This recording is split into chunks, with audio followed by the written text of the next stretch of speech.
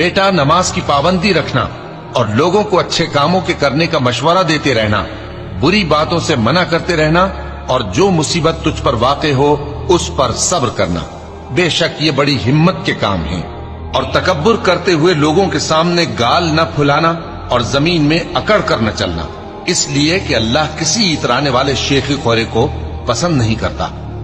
और अपनी चाल में एतदाल किए रहना और बोलते वक्त जरा आवाज नीची रखना, क्योंकि बहुत ऊंची आवाज गधों की सी है और कुछ शक नहीं कि सबसे बुरी आवाज गधों की होती है।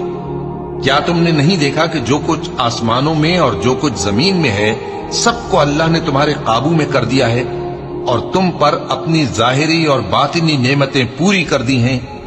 और बाज लोग ऐसे हैं कि अल्लाह के बारे में झगड़ते हैं, न इल्म रखते हैं और न हिदायत और न किताब रोशन। और जब उनसे कहा जाता है कि जो